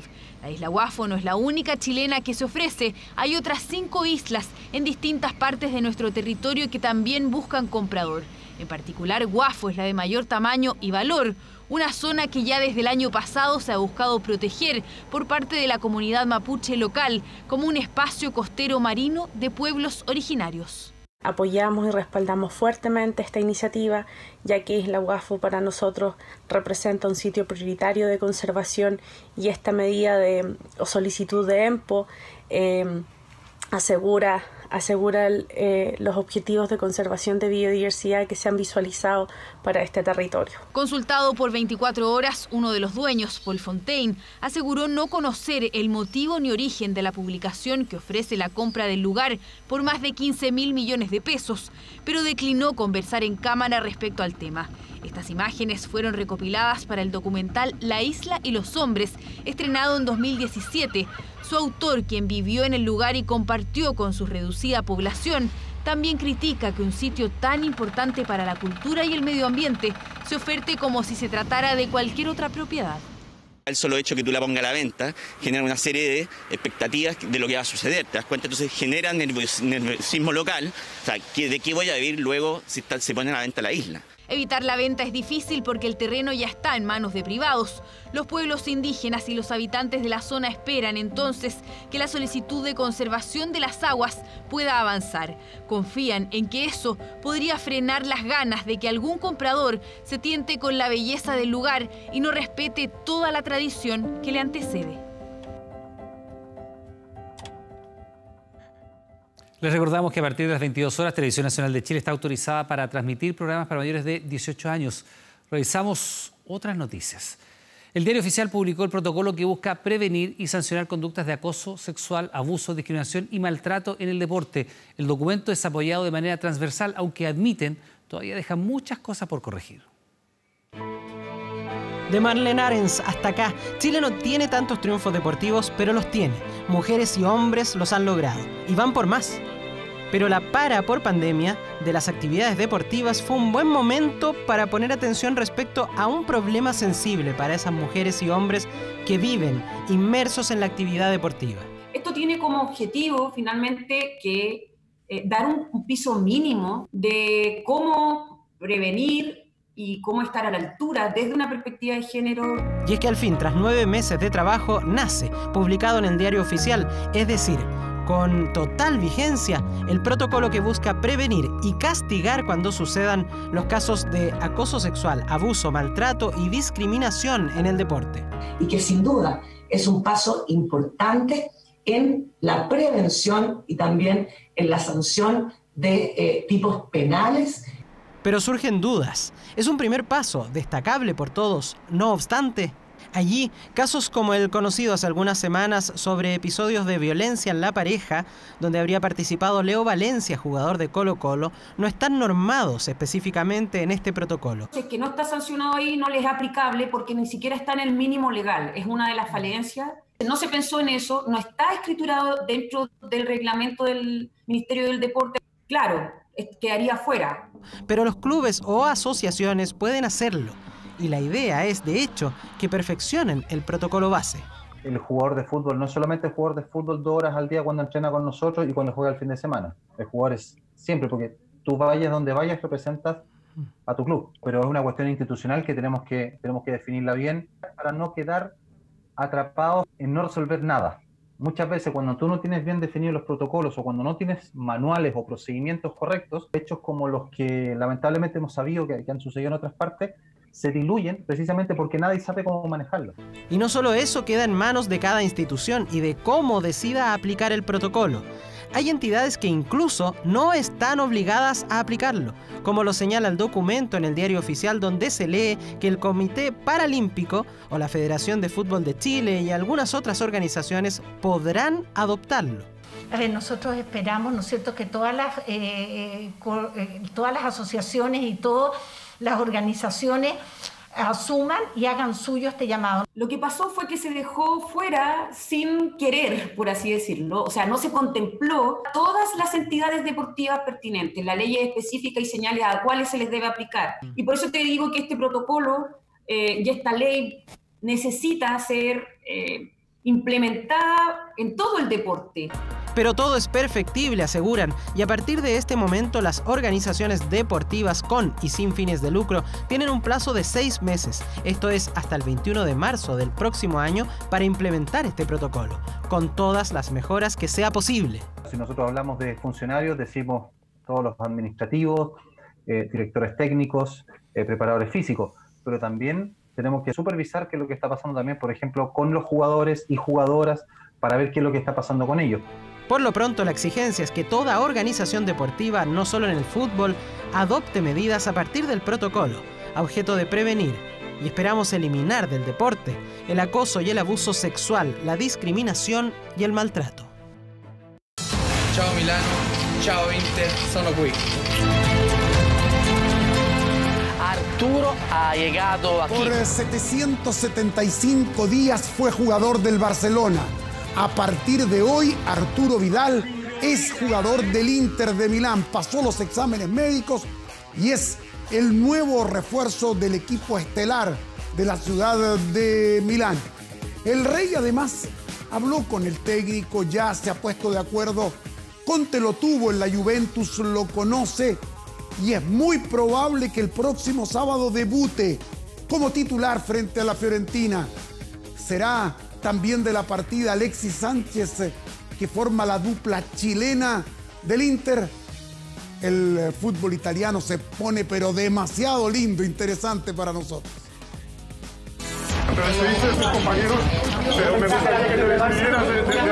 Una salida caótica de Cataluña. ¡Grande Arturo! Un viaje para olvidar días de larga espera. Un arribo con una notoria mascarilla que no dura mucho porque el Rey no tardó en sacársela. Eccolo, Arturo Vidal que saluda sorridente. La expectación de la prensa era máxima. El arribo de Vidal ya era un hecho. Ciao Milano, ciao Inter, sono qui. Saludaba a los hinchas interistas y se despedía de Barcelona. Me voy muy orgulloso por haber vestido esta camiseta. All'arrivo di Vidal a Milano. Con un volo privato proveniente da Barcellona, Arturo Vidal è atterrato a Milano. Este lunes fue el turno de la revisión médica donde el Rey llegó a las 8 de la mañana. Gracias Arturo. Ciao. Grazie mille, grazie. Sveglia presto oggi, Hoy ha sido el Vidal Day que ha empezado muy temprano para el nuevo jugador del Inter. Exámenes médicos listos y de ahí directo a la sede del Inter a firmar su contrato. Arturo Vidal, Arturo Vidal. Más o menos sobre las 6 de la tarde, Arturo ha llegado aquí, detrás de mí, en la oficina del Inter para firmar el contrato. Jornada agitada del Rey en Milán, se le veía contento, pero hay uno que está más feliz aún. Creo que si debo ir a una guerra, lo quiero conmigo. Siempre ha sido una de sus obsesiones. Antonio Conte desde hace años quería reunirse nuevamente con Arturo Vidal. Ambos consiguieron 3 scudettos con Juventus. Ahora llega a tratar de ganar un título con los lombardos, algo difícil teniendo en cuenta que los últimos 9 los ha ganado el cuadro bianconero. 2 temporadas para el mediocampista chileno y a ver si jugará este sábado contra la Fiorentina nel primer partido de la Liga Italiana dell'Inter e de Arturo Vidal con l'equipo de Milán. Una foto, un solo da stamattina, per favore. Grazie. Si da para stamattina, grazie. Vidal ya se instala en Lombardía, exámenes médicos listos y ahora a entrenar para comenzar su quinta aventura en Europa. Eccolo, Arturo Vidal che saluta il presidente.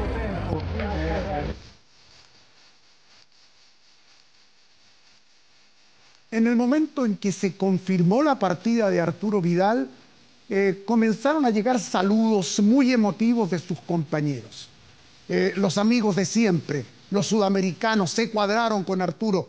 Lionel Messi, Luis Suárez, le dedicaron palabras preciosas en un posteo. Por ejemplo, Messi le dijo: te conocía solo de enfrentarnos y siempre me pareciste un fenómeno. Y Luis Suárez dijo: eras insoportable cuando jugabas en contra, pero eres un terrible jugador. Todos son los integrantes de la plantilla del Barça, como Jordi Alba, Samuel Umtiti, Sergi Roberto, todos no fallaron al momento de destacar la importancia de Arturo Vidal en el vestuario, en el camarín culé.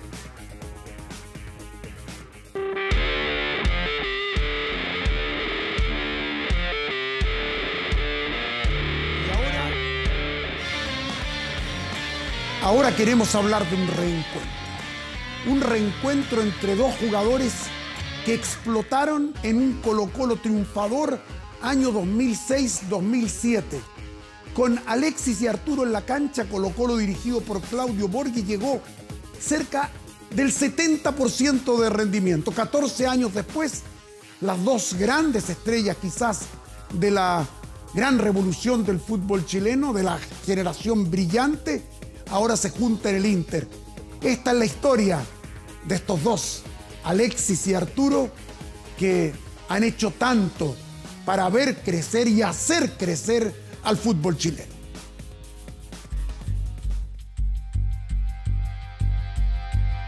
El tiempo los unió. De repente estábamos concentrados los dos y empieza a hablarme a mí en alemán y yo no entiendo nada. Y se encargó de separarlos. Soy yo el mejor allá. Un extraordinario jugador. Ahora los vuelve a juntar. Alexis y Vidal serán compañeros en el Inter de Milán. Inter, no para todo, estoy aquí por eso. Ciao Inter, sono qui. Una historia que se remonta a 2006, cuando fueron compañeros en Colo-Colo. Luego compartieron cancha en la Sub-20. Así se fueron forjando como líderes de la selección nacional. Siempre andaban los dos riéndose, siempre andaban los dos ahí tirando talla.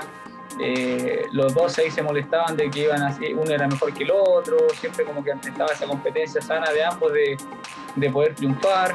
Dos futbolistas, dos personalidades distintas. No se puede hablar de la generación más ganadora en la historia de La Roja sin mencionar a Vidal o Sánchez, que mutuamente se reparten elogios.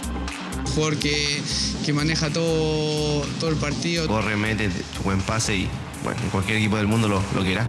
Declaraciones de 2013, el reencuentro pudo haber sido ese año.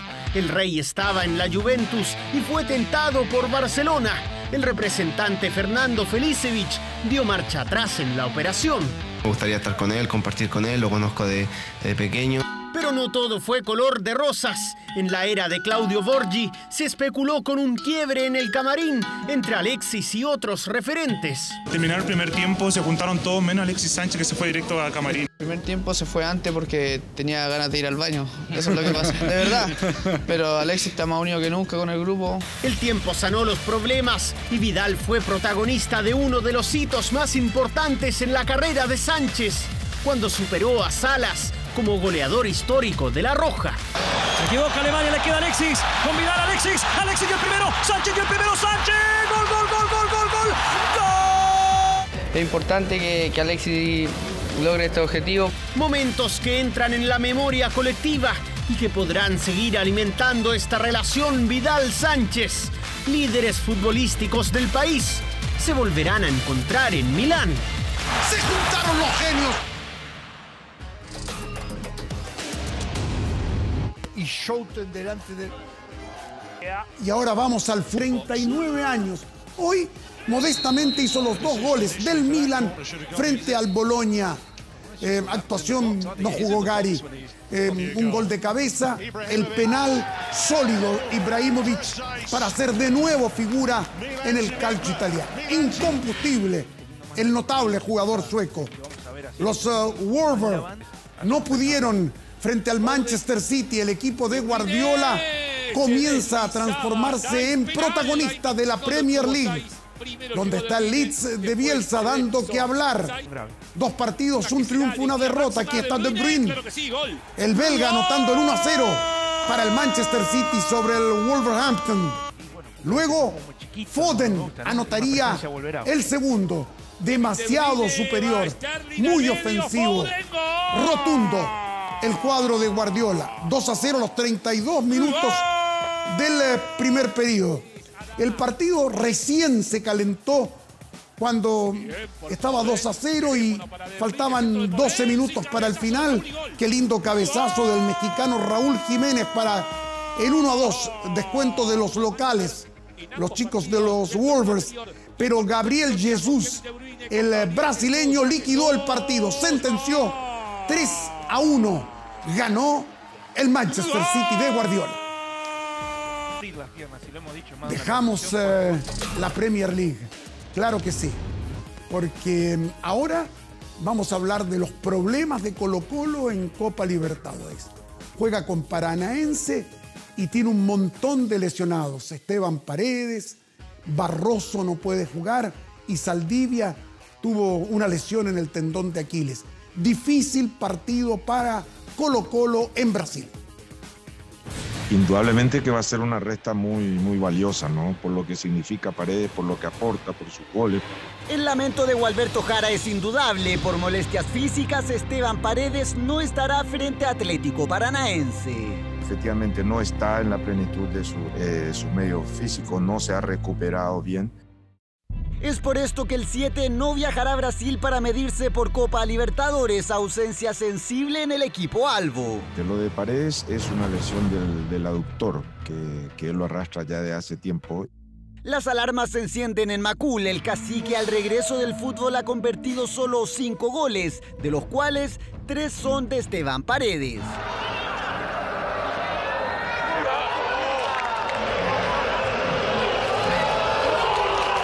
Y el segundo.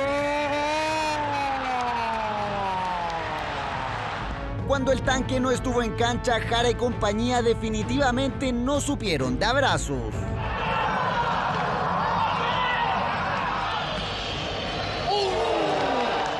Vuelvo a repetir, somos Colo-Colo, somos un plantel numeroso. Hoy en día dependemos de todos. Lo cierto es que a la hora de los partidos eso no ocurre. Ante el Curazao, Jara no contará con su mejor goleador. Pero también confiamos en los compañeros que están esperando también una oportunidad. Aunque dichas oportunidades no han sido aprovechadas. En Colo-Colo hay preocupación. Nico Blandi, el gran precio pagado a comienzos de año, no ha respondido, por lo que el técnico incluso ha preferido al Búfalo Parragués, quien además en Brasil sería del inicio. Y con 40 años, la verdad que estoy muy motivado, muy contento, muy feliz. Lo cierto es que a los 40 años las molestias pesan más que antes. Colo-Colo y una baja sensible en Copa Libertadores. Jara irá a la guerra sin su tanque goleador.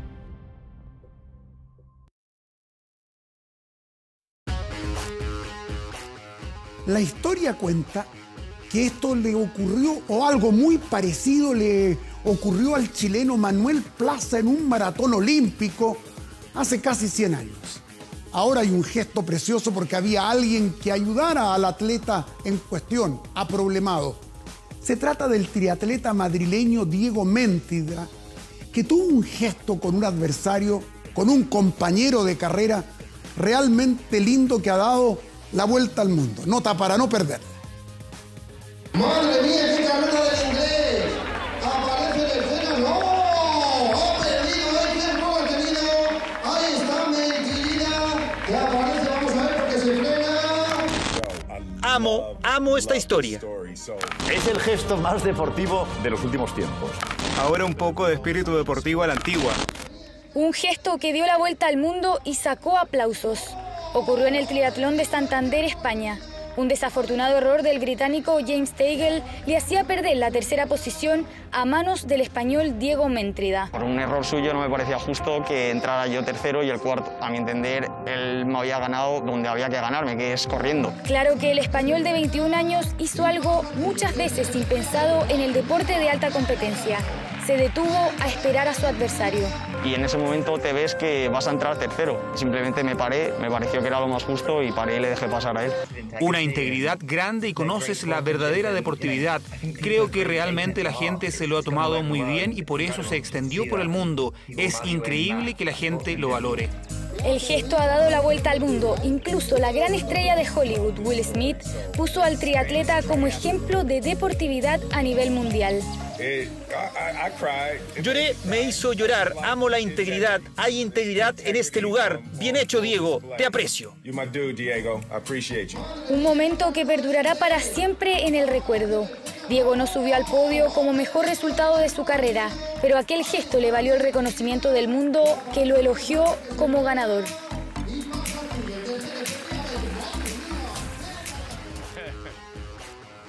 Vamos al tenis, vamos a Roma. En el foro se coronó emperador del tenis. Novak Djokovic, el número 1 del mundo, le ganó al argentino Diego Schwartzman en un partidazo 7-5, 6-3. Djokovic, número 1 del mundo.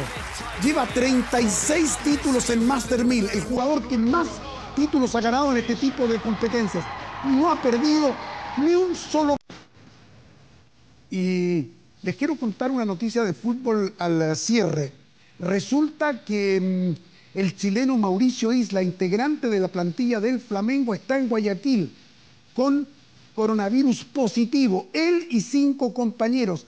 Hay problemas para devolverlos a Brasil, para tenerlos con mucho cuidado. No se sabe incluso si podrá jugar las clasificatorias por Chile. Es una noticia de este momento. Y hay muchas más noticias que las cuenta Iván Núñez dentro de un par de minutos.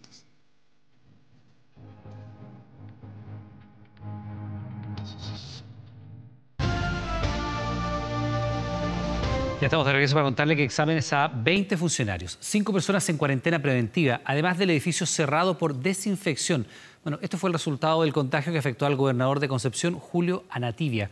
La autoridad realizó diversas fiscalizaciones previas al día 18, lo que encendió las alarmas. Los funcionarios del consultorio Higgins de Concepción quedaron a cargo de la tarea. Aplicaron 20 exámenes PCR a funcionarios de la gobernación. El motivo: el contagio con COVID-19 del abogado y gobernador de Concepción, Julio Anativia, de 39 años. Encontramos acompañando la fiscalización a segunda vivienda que realiza Carabineros de Chile y la Seremi de Salud. La autoridad estuvo jueves y viernes participando de fiscalizaciones, desde la instalación de barreras sanitarias en torno al Gran Concepción por el fin de semana largo, hasta inspección de segundas viviendas. Él tuvo síntomas de fiebre durante el sábado en la mañana y eso gatilla que se haga el test. Salió positivo a la enfermedad, por lo que 4 funcionarios de la gobernación, además de su madre, deberán cumplir cuarentena. Anativia está ahora en una residencia sanitaria y el edificio de la gobernación, donde además opera extranjería y 2 oficinas regionales ministeriales, cerró por horas por fumigación. Es triste porque de verdad pues estamos urgidos con la entrega de los documentos y esto nos va a atrasar más. Lo lamento mucho por el gobernador que se haya contagiado, pero también agradezco a la gobernación que se hayan tomado todos los protocolos.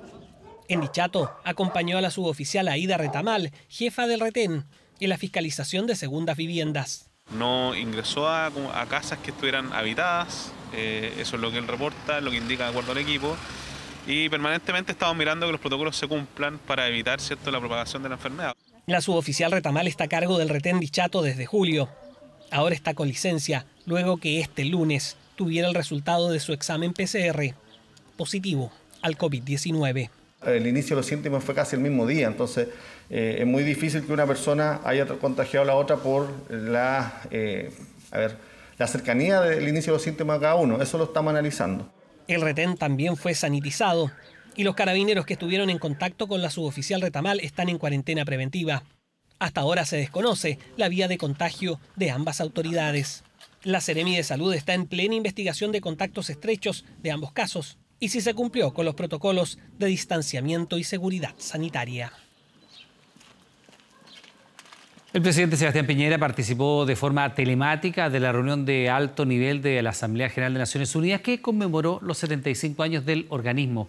Bajo el lema "El futuro que queremos, las Naciones Unidas que necesitamos", el mandatario señaló que hay que modernizar la ONU para que esté preparada para enfrentar los nuevos desafíos. De lo contrario, dijo, el organismo corre el riesgo de terminar igual que la Liga de las Naciones. Piñera también aseguró que es necesario reformar al Consejo de Seguridad porque indicó ya no responde a las necesidades actuales. Requiere que sea más representativo y que incluya a América Latina, África y Asia. Este martes el presidente entregará su discurso ante la Asamblea General y se espera que aborde cómo Chile ha enfrentado la pandemia y el plebiscito de octubre. Tenemos declaraciones. Todos somos responsables de modernizar la Organización de Naciones Unidas para que esté mejor preparada para enfrentar los nuevos desafíos. De lo contrario, podría terminar igual que la Liga de las Naciones, que fue un triste símbolo de un pasado que ya se fue. Recuperar la capacidad de prevenir una crisis y fortalecer las instituciones de los Estados miembros con el objetivo de generar una mayor resiliencia democrática.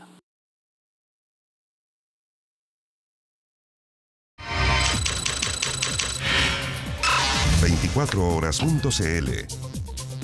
Atención con lo siguiente, porque con la llegada de la primavera también se presentan las alergias estacionales y los síntomas, usted lo sabe, son parecidos, algunos de ellos, a los del COVID-19.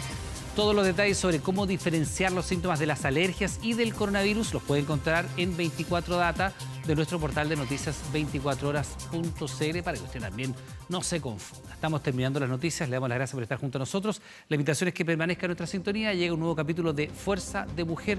No se lo pierda, buenas noches.